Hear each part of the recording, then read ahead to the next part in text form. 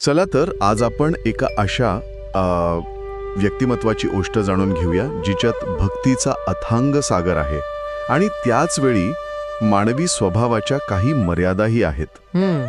आपण महानुभाव परंपरेतील एका अशा व्यक्तीबद्दल बोलणार आहोत ज्यांचं आयुष्य जितकं भक्तिमय होतं तितकंच गुंतागुंतीचं आणि नाट्यमय होतं. त्यांचं नाव दायंब बळेगावकर. बरोबर. आणि ही कथा फक्त एका भक्ताची नाहीये. ही कथा आहे गुरु शिष्य नात्याच्या एका वेगळ्या पैलूची. अच्छा. आपल्याकडे जे चरित्र आहे ते आपल्याला त्यांच्या प्रवासातील प्रत्येक वळणावर घेऊन जातं. आणि आज आपण हेच समजून घेणार आहोत की सर्वज्ञ श्री चक्रधर स्वामींवर एवढी अविचल निष्ठा ठेवणारे दायंबा ते अखेरीस आपल्या मार्गापासून थोडे भटकटले कसे. हाच तर खरा प्रश्न आहे. त्यांच्यात असं काय होतं की स्वतः स्वामींनी त्यांच्या भविष्याबद्दल एक भविष्यवाणी केली होती. अगदी. आणि या चर्चेला सुरुवात करण्यापूर्वी आपण तो काळ लक्षात घेतला पाहिजे. 13वे शतक. 13व्या शतकातला तो काळ जेव्हा समाजात कर्मकांडांचं जातीयतेचं प्राबल्य होतं. अशा वेळी श्री चक्रधर स्वामींनी महानुभाव पंथाची स्थापना केली, जो या सगळ्याच्या पलीकडे होता. एक्झॅक्टली. तो पंथ केवळ ईश्वरावरील निष्ठेवर आणि भेदभावरहित भक्तीवर जोर देत होता. आणि याच विचारधारेने अनेकांना आकर्षित केलं. आणि त्यापैकीच एक होते दायंबा. त्यापैकीच एक. दायंबा हे मूळचे जालना जिल्ह्यातल्या बळेगावचे. त्यांचं खरं नाव होतं भोजा आणि ते काराडे ब्राह्मण कुटुंबातले होते. अच्छा. त्यांच्या पहिल्या पत्नीचं निधन झालं होतं आणि असं म्हणतात की स्वामींच्याच आशीर्वादाने त्यांचं दुसरं लग्न पोमाईसा नावाच्या स्त्रीशी झालं. पण त्यांच्या आयुष्याला खरी कलाटणी मिळाली ती पैठणमध्ये. हो, ती स्वामींसोबतची पहिली भेट. ती भेट काही सामान्य नव्हती असं मी ऐकलंय. तो अनुभव कसा होता नेमका? अजिबात सामान्य नव्हता. पैठणमध्ये जेव्हा त्यांनी स्वामींना पहिल्यांदा पाहिलं तेव्हा त्यांना स्थित्यानंद प्राप्त झाला. स्थित्यानंद म्हणजे काय? ते दुर्गावर धावत सुटले. जणू काही त्यांना जगातली सर्वात मोठी गोष्ट सापडली होती. हीच त्यांच्या आणि स्वामींच्या अतूट नात्याची पहिली खूण होती. वा, म्हणजे पहिल्याच भेटीत इतका खोल अनुभव. साहजिकच आहे की तो त्यांच्या मनात कायमचा घर करून बसला असणार. हो ना. त्यानंतर तर ते स्वामींच्या भेटीसाठी अक्षरशः वेडे झाले होते. अच्छा. ते नांदुरा, बीड, रामदरा अशा अनेक ठिकाणी स्वामींना भेटायला गेले. आणि जेव्हा ते स्वामींपासून दूर असायचे ना तेव्हा त्यांच्या विरहाने ते इतके व्याकुळ व्हायचे की त्यांचे डोळे म्हणे सतत लाल आणि सुजलेले दिसायचे. इतकी तीव्र ओढ होती त्यांची. या तीव्र भक्तीचे आणि त्यांच्या संवादातील काही खास प्रसंगही असतीलच. हो, खूप आहेत. एकदा नाशिकच्या पंचवटीमध्ये असताना दायंबांनी स्वामींना एक साधा पण खूप गहन प्रश्न विचारला. स्वामींनी दिलेलं उत्तर हे महानुभाव तत्वज्ञानाचा गाभा सांगणारा आहे. ते म्हणाले, त्रेतायुगात सीता सुंदर होती, द्वापार युगात भगवान श्रीकृष्ण सुंदर होते आणि कलियुगात आम्ही सुंदर आहोत. आम्ही सुंदर आहोत. हो. आता हे वरवर पाहता स्वतःची स्तुती वाटू शकते, पण ते तसं नाहीये. महानुभाव तत्वज्ञानानुसार प्रत्येक युगात ईश्वराचा अवतार जीवांच्या उद्धारासाठी येतो. अच्छा. म्हणजे या एका वाक्यातून स्वामी स्वतःला त्या परंपरेतले कलियुगाचे अवतार म्हणून स्थापित करत होते. अगदी बरोबर. ही एक मोठी तात्विक घोषणा होती. वा. म्हणजे एका साध्या प्रश्नातून त्यांनी आपलं स्थान आणि कार्याचं महत्त्व स्पष्ट केलं. पण दायंबांची निष्ठा फक्त अशा तात्विक चर्चांपुरती मर्यादित नव्हती, नाही का? नाही, अजिबात नाही. ती त्यांच्या प्रत्येक कृतीत दिसायची. तो वेताळाचा प्रसंग, अगदी तो प्रसंग त्यांच्या दृढनिश्चयी स्वभावाची ओळख करून देतो. त्या काळात अनेक देवतांची पूजा केली जात असे. हो. कोणीतरी त्यांना सहज विचारलं की तुम्ही वेताळाला नमस्कार का करत नाही? त्यावर दायंबांनी क्षणाचाही विचार न करता उत्तर दिलं. काय म्हणाले ते? आम्ही वेताळाला का नमस्कार करू? आम्ही आमच्या सर्व ज्ञानांना करू. ही होती त्यांची एका देवावर असलेली अविचल निष्ठा. म्हणजे जे खरं परमतत्व आहे ते सोडून इतर कुठेही नतमस्तक न होण्याचा त्यांचा बाणा होता. बरोबर. आणि ही निष्ठा तर आहेच, पण यात आपल्याला त्यांच्या करारी आणि वचनबद्ध स्वभावाचीही ओळख होते. हो. तोच स्वभाव सौभागा यांच्या प्रसंगात पुन्हा एकदा समोर आला, जेव्हा स्वामींनी त्यांची एक प्रकारे परीक्षाच पाहिली. हो, तो प्रसंगही खूप बोलका आहे. सौभागा ही स्वामींची एक भक्त होती. स्वामींनी दायंबांना विचारलं, जर सौभागा मरण पावली तर तुम्ही काय कराल? हा तर खूप अनपेक्षित प्रश्न होताच. पण दायंबांनी लगेच उत्तर दिलं, मुलाचं जे कर्तव्य असतं ते सर्व मी पार पाडीन. आणि हे फक्त बोलण्यापुरतं नव्हतं, त्यांनी ते करून दाखवलं. हो.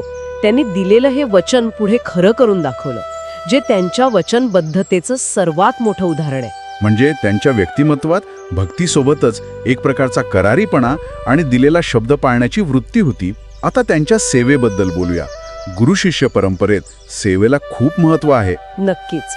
बीड मधला एक प्रसंग आहे. दायंबा स्वामींना मर्दन करत होते, म्हणजे मालिश. तेव्हा तेलाचा एक थेंब चौरंगावर पडला. स्वामींनी तो थेंब स्वतःच्या बोटाने उचलला आणि आपल्या चरणी लावला. असं? हो. तेव्हा दायंबांनी त्यांना भोजराजाची गोष्ट सांगितली.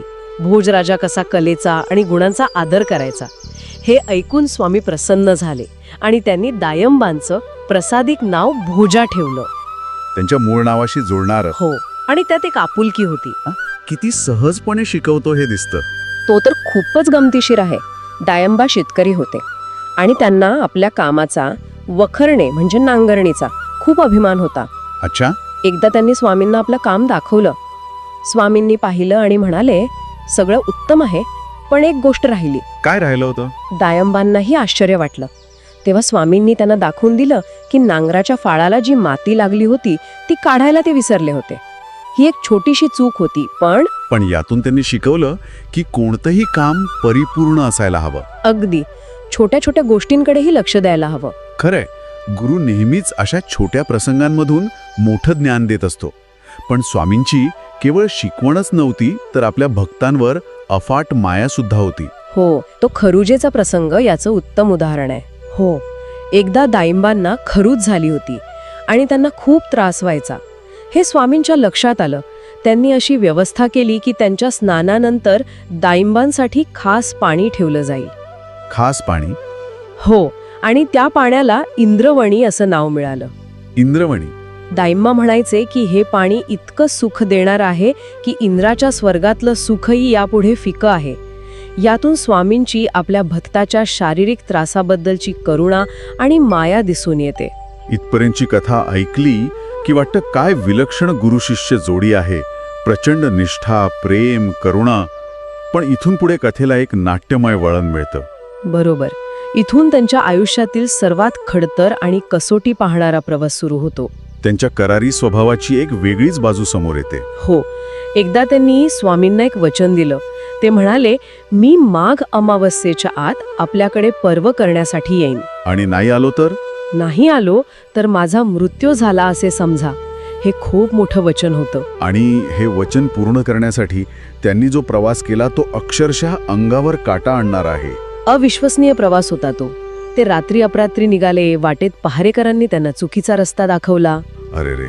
रात्रीच्या अंधारात त्यांना लहान झुडपे, चोर किंवा भूतप्रेत असल्याचा भास झाला, पण ते अजिबात डगमगले नाहीत. त्यांच्या मनात फक्त एकच ध्यास होता. हो, स्वामींना दिलेलं वचन पूर्ण करायचं. आणि जेव्हा ते शेवटी खडकुलीला पोचले तेव्हा स्वामींची प्रतिक्रिया काय होती? जेव्हा त्यांनी स्वामींना घडलेली सर्व हकीकत सांगितली तेव्हा स्वामींच्या तोंडून जे उद्गार निघाले ते त्यांच्या निष्ठेला मिळालेली सर्वात मोठी पावती होती. काय म्हणाले स्वामी? स्वामी म्हणाले, भोजाची बरोबरी कोणी करू शकत नाही. एका शिष्यासाठी यापेक्षा मोठा सन्मान असूच शकत नाही. खरंय, पण ही कसोटी इथेच संपली नाही. यानंतरचा प्रसंग तर आणखीनच गूढ आणि रहस्यमय आहे. हो, स्वामींनी त्यांना भूत चतुर्दशीच्या दिवशी प्रवास करण्यास स्पष्ट मनाई केली होती. कारण तो दिवस अशुभ मानला जातो. हो, पण दायंबांनी हट्ट धरला. त्यांना जायचंच होतं. म्हणजे गुरुचा सल्ला न ऐकण्याचा हा पहिला प्रसंग म्हणायचा का? एक प्रकारे हो. त्यांचा हट्ट पाहून स्वामींनी त्यांना आपल्या गळ्यातला फुलांचा हार आणि तांबूल प्रसाद म्हणून दिला. संरक्षणासाठी? हो, एक प्रकारे संरक्षणाचं कवच. आणि जाताना एक अत्यंत महत्वाची सूचना केली. कोणती सूचना? रस्त्यात काही नवल दिसल्यास थांबून पाहू नकोस आणि मुख्य मार्ग सोडू नकोस. आणि रस्त्यात तसंच काहीतरी घडलं, बरोबर? अगदी तसंच घडलं. रस्त्यात त्यांना नवगावच्या देवतांनी त्रास द्यायला सुरुवात केली. त्या देवता शेळ्यांचं रूप घेऊन आल्या. अच्छा. आणि त्यांच्या टाचेवर आपले खूर ठेकवू लागल्या. त्यांना थांबवण्याचा प्रयत्न करू लागल्या. पण प्रत्येक वेळी जेव्हा दायंबा श्री चक्रधरांचे नाव घ्यायचे तेव्हा त्या मागे हटायच्या. हो, अखेरीस त्या देवतांनी हार मानली आणि जवळच्या विहिरीत उड्या टाकल्या. स्वामींच्या प्रसादाने आणि नामाने त्यांचं रक्षण झालं होतं. हे सगळं ऐकून थक्क व्हायला होतं. एवढी दृढ भक्ती, एवढी निष्ठा, असं असताना स्वामींना त्यांच्या भविष्याबद्दल चिंता का वाटत होती? हाच या कथेतील सर्वात महत्वाचा आणि दुःखद भाग आहे. त्यांना असं काय दिसत होतं जे इतरांना दिसत नव्हतं? कारण स्वामी सर्वज्ञ होते. त्यांना दायंबांची भक्ती दिसत होती, पण त्याचबरोबर त्यांच्यातले काही मूळ संस्कारही दिसत होते. मूळ संस्कार? हो, महानुभाव तत्वज्ञानात दैवी संपत्ती आणि आसुरी संपत्ती या 2 संकल्पना आहेत. दायंबांमध्ये भक्ती, निष्ठा ही दैवी संपत्ती होती, पण त्याचबरोबर काही सांसारिक जुने संस्कारही होते, ज्याला असत संस्कार किंवा आसुरी संपत्ती म्हटलं आहे. म्हणूनच स्वामींनी ती भविष्यवाणी केली होती का? भोज्या, येथून मला शंख आणि तुळशी दिसत आहेत. अगदी. या वाक्याचा नेमका अर्थ काय होता? त्याचा अर्थ खूप गंभीर होता. शंख आणि तुळशी हे देवतांच्या पूजेचं प्रतीक आहेत. स्वामी त्यांना सांगत होते की तुमची भक्ती कितीही असली तरी मला तुमचं भविष्य दिसतंय, की तुम्ही पुन्हा एकदा मूळ मार्गावरून भरकटाल आणि देवतांची पूजा करत बसाल, शंख वाजवत बसाल. ही एक स्पष्ट धोक्याची सूचना होती. पण हे ऐकून आश्चर्य वाटतं. इतकी दृढ भक्ती असूनही स्वामींना हे का दिसत होतं? त्यांच्या स्वभावात असं काय होतं ज्यामुळे त्यांना हा धोका जाणवत होता? याचं कारण त्यांचा सांसारिक गोष्टींबद्दलचा मोह. त्यांचा तोच करारी स्वभाव जो भक्तीसाठी उपयुक्त ठरला, तोच स्वभाव त्यांना सांसारिक जबाबदाऱ्यांमध्येही घट्ट धरून ठेवत होता. अच्छा. म्हणूनच स्वामींनी त्यांना यातून वाचवण्यासाठी वारंवार संन्यास घेण्याचा उपदेश केला. त्यांनी त्यांना संन्यास घेण्यासाठी कसं समजावलं? काही उदाहरण दिलं का? हो, एक खूप सुंदर उदाहरण दिलं. त्यांनी वाऱ्याने आदळणाऱ्या एका वृक्षाकडे बोट दाखवून म्हटलं, हे पहा, या झाडाला कसं दुःख होतंय. तुम्ही जर संन्यास घेतला नाही तर तुम्हालाही असंच सांसारिक वादळात दुःख भोगावं लागेल. पण दायंबांनी ऐकलं नाही. त्यांना आपल्या कौटुंबिक जबाबदाऱ्या सोडवल्या नाहीत आणि हाच त्यांच्या आयुष्यातला निर्णायक चुकीचा निर्णय ठरला. स्वामींच्या नंतर काय झालं? त्यांनी सौभागा यांच्याबद्दलचं वचन पाळलं का? हो, ते पाळलं. स्वामींच्या उत्तरपंथे गमनानंतर म्हणजे दायंबांनी श्री गोविंद प्रभूंची सेवा केली. रुद्रपूरला असताना त्यांनी काही काळ मौन व्रतही पाळलं. आणि जेव्हा सौभागा यांचं निधन झालं तेव्हा त्यांनी स्वामींना दिलेलं वचन पूर्ण केलं. एका मुलाप्रमाणे त्यांनी त्यांचे सर्व अंतिम विधी केले. यात त्यांच्या वचनबद्धतेचा गुण पुन्हा दिसतो. स्वामींच्या जाण्याने त्यांना खूप दुःख झालं असेल? खूप दुःख झालं. असं म्हणतात की स्वामींनी त्यांच्या स्वप्नात येऊन आपण वेरूळला असल्याचं सांगितलं होतं. काही काळ तरी ते त्या आठवणीत आणि भक्तीत रमले होते. पण ज्याची भीती होती तेच झालं. हो, ती भविष्यवाणी अखेर खरी ठरलीच. कसं? ग्रह केला की ती जागा आता दायंबांनी घ्यावी आणि सांसारिक जबाबदारीच्या ओझ्याखाली त्यांनी ते मान्य केलं. आणि मग तेच घडलं जे स्वामींनी सांगितलं होतं. अगदी तंतोतंत ते देवीचे पुजारी बनले. देवीला तुळशीपत्र वाहू लागले, शंखात पाणी घेऊन आरती करू लागले आणि पहाटे उठून शंख वाजवू लागले. हो, ज्या शंख आणि तुळशीबद्दल स्वामींनी त्यांना सावध केलं होतं त्याच गोष्टी त्यांच्या जीवनाचा भाग बनल्या. ते देवीच्या उपासनेत इतके रमून गेले की त्यांना हळूहळू स्वामींचा आणि त्यांच्या उपदेशाचा विसर पडला. तर हा होता दायंबा बळेगावकर यांचा अविश्वसनीय आणि तितकाच दुःखद प्रवास. हो, एक असा भक्त ज्यांच्याकडे प्रचंड निष्ठा होती, साहस होतं, प्रामाणिकपणा होता. हो, ज्यांनी स्वतः स्थित्यानंद या दिव्य आनंदाचा अनुभव घेतला होता. पण ही कथा एक मोठा इशाराही देते. ही कथा दाखवते की आपले मूळ संस्कार, आपले असत संस्कार किती प्रभावी असू शकतात. गुरुने अंतिम मार्ग दाखवूनही त्यांच्या उपदेशाचे पालन जर आपण आपल्या हट्टामुळे किंवा सांसारिक मोहामुळे केले नाही तर अत्यंत निष्ठावान भक्त सुद्धा मार्गावरून भरकटू शकतो. हो, हेच यातून स्पष्ट दिसतं. ही खरं तर प्रत्येकाच्या आत चाललेल्या दैवी क्षमता आणि मानवी मोह यांच्यातील संघर्षाची कहाणी आहे. श्रोत्यांसाठी एक शेवटचा विचार सोडून जाऊया. ही कथा एक गहन आध्यात्मिक प्रश्न निर्माण करते. कोणता? एखाद्या व्यक्तीमध्ये खरी आणि तीव्र भक्तीची भावना आणि त्याचवेळी त्याला मुक्तीच्या मार्गापासून दूर खेचणारे सांसारिक मोह, या दोन्ही गोष्टी एकाच वेळी एकत्र असू शकतात का? आणि जर असू शकतात तर हे श्रद्धेच्या स्वरूपाबद्दल आणि मानवी चुकांबद्दल आपल्याला काय सांगते?